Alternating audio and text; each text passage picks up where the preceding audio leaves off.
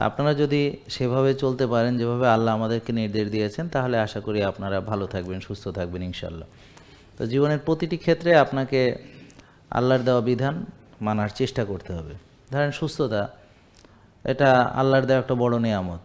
এখন আমরা যদি রুগী হই তাহলে নামাজ পড়তে পারি না, রোজা রাখতে পারি না। এই সামনে রমজান আসতেছে, বহু রুগী তারা রোজা রাখতে পারবে না, অনেকেই সঠিকভাবে নামাজ আদায় করতে পারবে না। তো এখন আপনার এই যে অবস্থা বর্তমানে, এটা কি এইভাবে আপনি জন্মগ্রহণ করেছিলেন এই রোগগুলো নিয়ে? তা আপনি এক সময় কি সুস্থ ছিলেন না? তো তারপরে কিভাবে রোগী হয়েছেন? দেখা গেল যে আমরা যে খাবারগুলো খাচ্ছি সেই খাবারগুলো, এটা আল্লাহ যে খাবার খেতে বলেছেন তার বিপরীত। আল্লাহ খেতে বলেছেন হালাল তৈব, আমরা খাচ্ছি নোংরা, নষ্ট, processed, ultra processed, hybrid, chemical যুক্ত খাবার।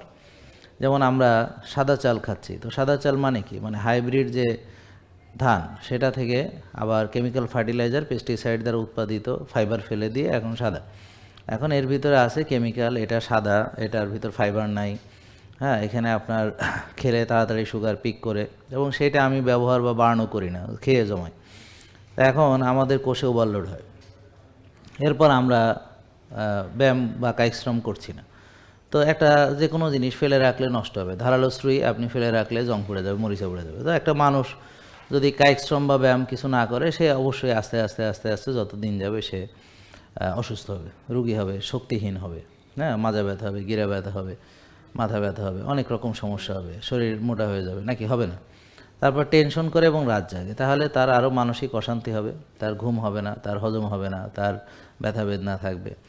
তো এইভাবে সে আস্তে আস্তে টেনশন করে রাত জেগে, তারপর নিজের প্রতি কোনো যত্ন নাই, হ্যাঁ, অবহেলা, সংসার দেখতেছে, বাচ্চা কাচ্চা দেখতেছে, বা আপনার ব্যবসা দেখতেছে, বা চাকরি দেখতেছে। এখন নিজের জন্য কোনো টাইম নেই যে আমি আমার যত্ন নিব, এরকম কোনো সময় নেই। বুঝতে পারছো?